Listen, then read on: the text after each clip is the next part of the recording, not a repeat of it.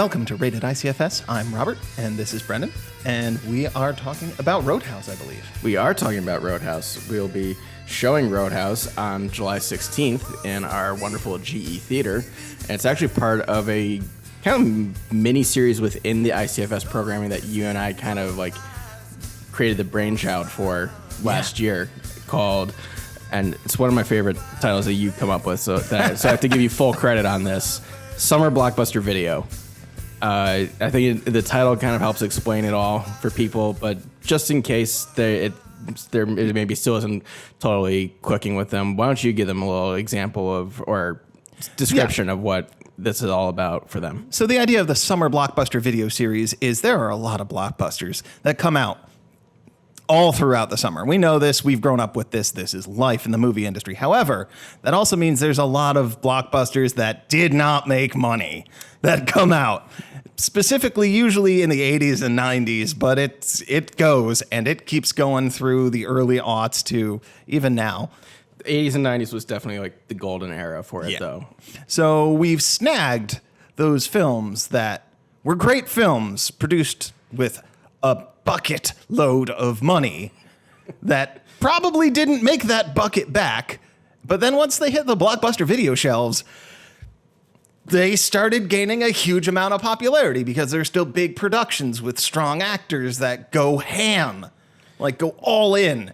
And they're great to watch, even if they have really shitty reviews. Or it's just because it's the newest, most fun take on the Die Hard formula. Yeah, it's like they hit it big with Speed because it's Die Hard on a bus. But then they started doing like Die Hard on a plane and Die Hard in a mobile home. I'm sure someone probably did that. I'm blanking. I think these are all Nick Cage movies, by the way. Well, Die Hard on a plane is absolutely Con Air. And Die Hard in a mobile home unit is Raising Arizona. Okay, fair.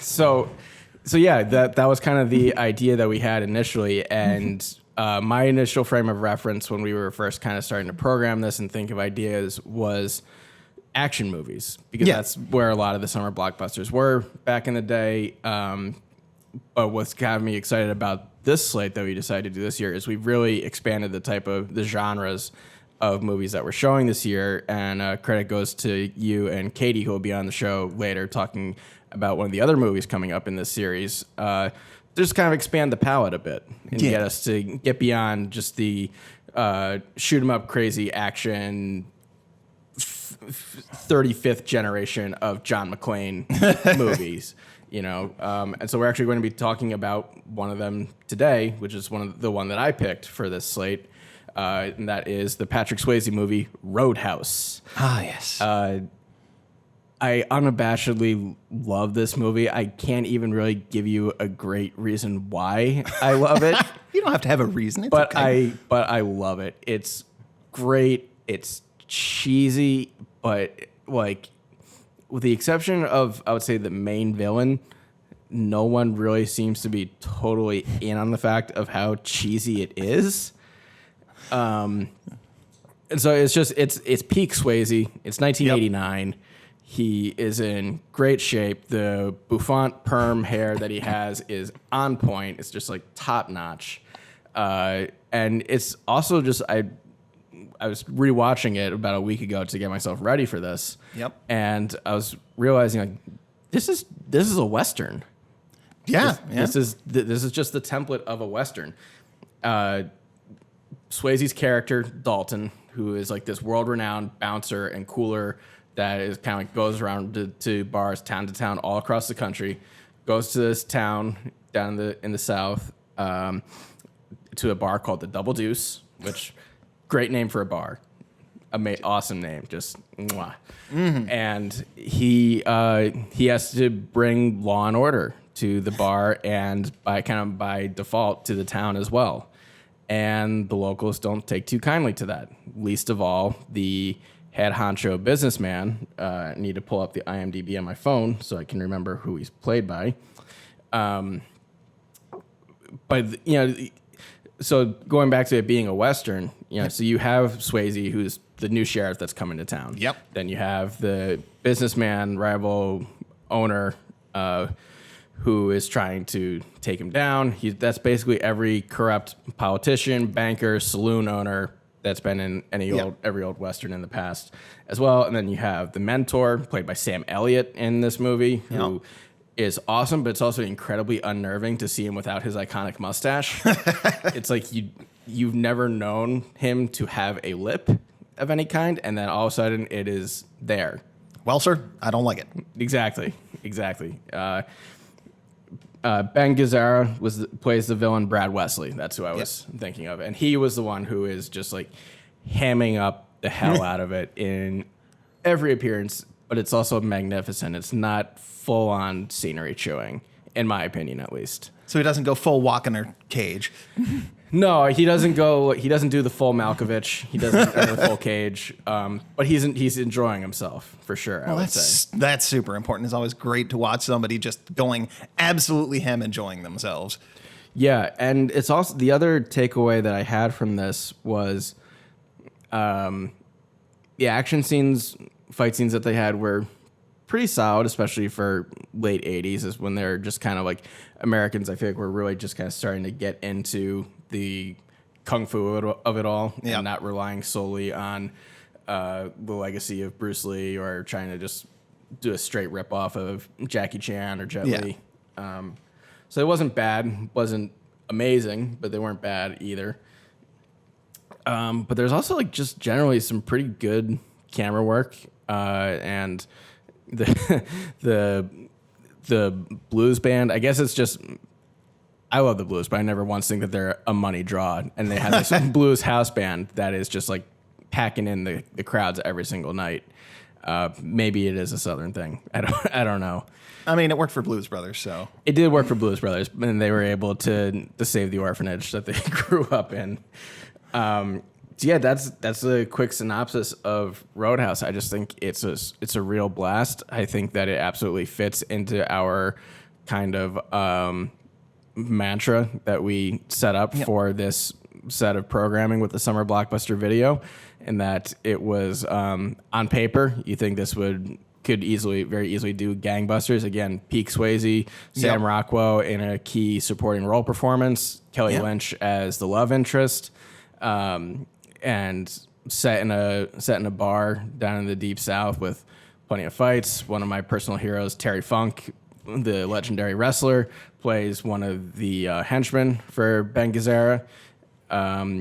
And yeah, it's just a really great time. But for whatever reason, I don't have the exact box office numbers in front of me, but I don't believe it really did super great. I think it was a solid hit, but I don't think it was a massive hit. Yeah, well, it was definitely not nearly on the same level as like Swayze's other two big ones at the time, Dirty Dancing and Ghost, right? No, I don't think it was anywhere near there, or even like a Point Break. I don't think it was even necessarily did like quite one. Yeah, that would definitely be a good one right there. I mean, like Keanu on the come up, Peak Swayze, early Catherine Bigelow work. Like that would be a good entry right there for the summer Blockbuster video. So yeah, it. But I think it absolutely started to have a second life in home video rentals, and then later on syndication on cable channels. Oh yeah, it definitely got played all the time on cable. That was my first two introductions to it were one, a random Family Guy cutaway. Roadhouse. Exactly. Yes, you know exactly the one I'm talking about. Oh my God, Roadhouse! If that DVD even touches Roadhouse, I will kill you. Roadhouse. Roadhouse. Ow! Roadhouse. Roadhouse. Wait, why are you taking the back way home? There are so many turns. Roadhouse. Roadhouse. Roadhouse. Roadhouse. Roadhouse. Roadhouse. Roadhouse. Roadhouse. It got me. It's silly and totally like makes no sense whatsoever, but it got me. And I'm like, I've heard that name before. Isn't that like a movie or something? Sure enough, a little while later, start seeing it on TV, and it's like it's always in like constant rotation on whether it's on like AMC or TNT, or it's not Spike anymore, whatever they've renamed it as. Is that FXX? maybe it's FXX or Paramount Network or whatever. But it's always on one of those cable channels. In any case, shouldn't have too much trouble being able to find it. I was able to find it, in the last week or so for free on Amazon Prime. So if you're a Prime subscriber, then that's your little ticket to get your fix of Swayze. Not a sponsor. Not a sponsor. But give us money. No.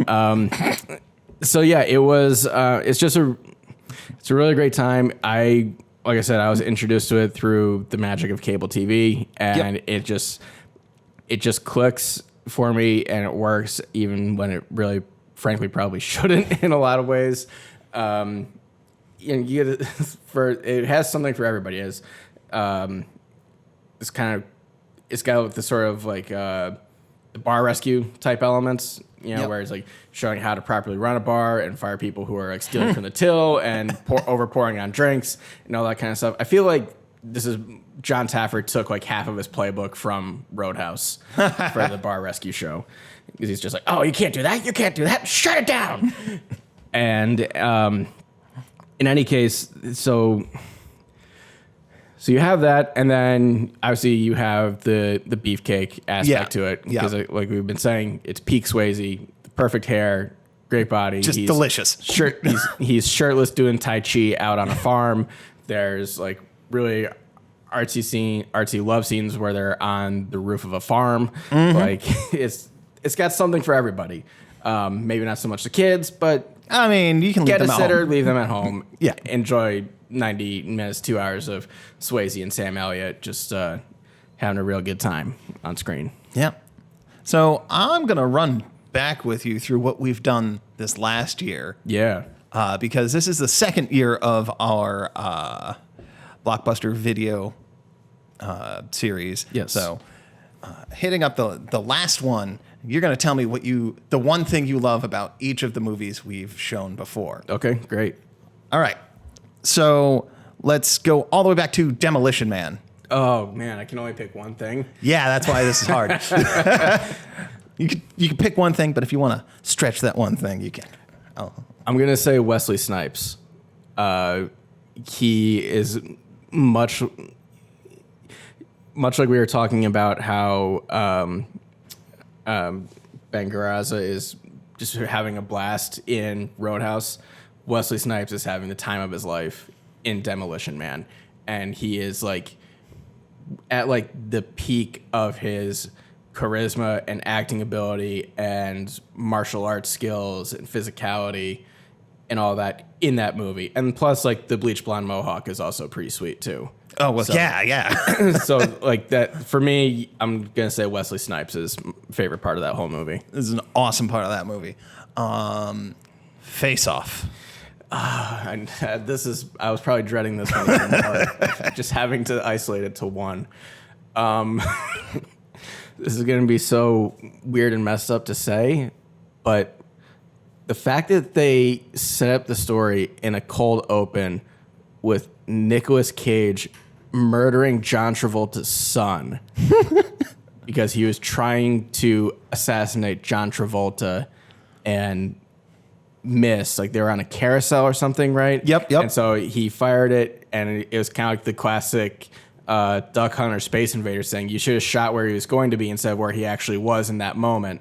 Rookie mistake. Exactly. And he ended up shooting Travolta's son and killing him instead of killing John Travolta. So just to have the guts to open up an action blockbuster movie with, at the time, two of the biggest stars in Hollywood. Yep. By murdering a child is so unbelievable. It was a brave choice. It's a bold move by John Woo. Yeah. In one of his first American outings, if I remember. I think so, which I think is why there is a little bit of some restraint by John Woo standards. Well, I mean, certainly not on the Dove budget. No, because I feel like there's more Dove and slow-mo action in like Mission Impossible 2. All right. So, like I said, there was a little bit of restraint. They like somehow managed to rein him in a little bit, and then through whatever successes they had, they're just kind of like, here's all the money later on. do the most wooey thing you can possibly think of. Woo! And he absolutely did. He wooed it out in like Mission Impossible 2 and countless others. But Face Off, that's a hell of a way to start off your American career. Yeah, it's a good start. So here, Before you get it to the last one, I need to turn the tables on you now. Oh, and all right. Make you pick favorite moments or things from those first two movies. all right. I'll start with Demolition Man. I see Okay. the tables have in fact turned. So Demolition Man, my absolute favorite part of Demolition Man is not that. my absolute favorite part of Demolition Man was how well Stallone and Snipes played off of each other. Like, That's a good point. In there, it's neither of them directly, but that play that they had in between each other, it felt like they actually hated each other, which was great. I don't know that they did, but from what you can see on the film and the way they were going at each other, it felt so good to just be able to see that, like, absolute anger from Stallone because he is restrained, because he has to be restrained. Right, to play off of what Snipes is doing. Yeah, and Snipes just goes all the way over with no restraint. It was either wonderfully set up directing, which is what I assume, or some actual action hero rage, which is even better tea. I have to give a quick honorable mention to the fast food wars and the fact that Taco Bell won them. I mean, And was there that ever was- any doubt? I mean, I'm not gonna lie. I would have had my money on the Colonel because he's a war veteran. But you know, All right. And nowadays with social media, I'd put it on Wendy's, but true. But yeah, just like the fact that Taco Bell A came out the winner and B was then like the purveyor of all fine dining in Los Angeles. That definitely was like, I remember the audience having a good laugh at that too. And like, it's Yeah. supposed to be played for a laugh, and it was. yeah, the comedy of the writers was just on point, just right. And then they get Dennis Leary in there too. So And then just like, okay, Dennis, take one of your MTV monologues and just go. just go, just be you. Yeah. It's fine. No, all we need is you. See, according to Cocteau's plan, I'm the enemy. Because I like to think. I like to read. I'm into freedom of speech and freedom of choice. I'm the kind of guy who likes to sit in a greasy spoon and wonder, gee, should I have the T-bone steak or the jumbo rack of barbecue ribs with the side order gravy fries? I want high cholesterol. I want to eat bacon and butter and buckets of cheese, okay? I want to smoke a Cuban cigar the size of Cincinnati in a non-smoking section. I want to run through the streets naked with green jello all over my body reading Playboy magazine. Why? Because I suddenly might feel the need to, okay, pal? I've seen the future. You know what it is? It's a 47-year-old virgin sitting around in his beige pajamas drinking a banana broccoli shake singing, I'm an Oscar Mayer wiener. Try not to steal any more material from Bill Hicks and just go. Oh, wait, should I not have said that? Ooh, Okay. it's getting spicy. Get a little Thanks for the tea. Moving on to Favorite face-off moment for you? favorite. Oh, that's got to be the Mexican standoff. Yeah. Oh my goodness. Like, I am boiling this all down into this one, like, seconds long take. But they're just sitting there, guns aimed at everyone. And then Travolta just goes, what a predicament. And I'm like, with the choice. It's so good. And I know it's way better than my Travolta impersonation. But that moment makes that movie live forever in my mind. There's a really great, fascinating video that Nick Cage did. I think it was with GQ, where Only one?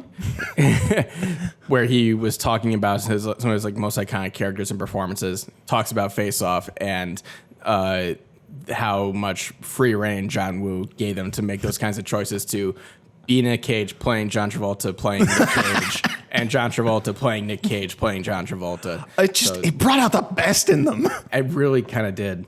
So okay, now that we have both kind of given our favorites from those two movies, we should talk about the first one that was in the series for this year that we were not able to get to in time. Yeah, absolutely. But that is the excellent Arnold Schwarzenegger film, Conan the Barbarian. Where, again, we've been talking about how Roadhouse is peak Swayze. This is, like, at least from a physical standpoint, this is absolutely peak Arnold. Oh, yeah. Yeah. I don't think he had his acting chops anywhere near his peak in this movie like he does later. And Terminator 2 Judgment Day, say. But it's still better than Mr. Freeze.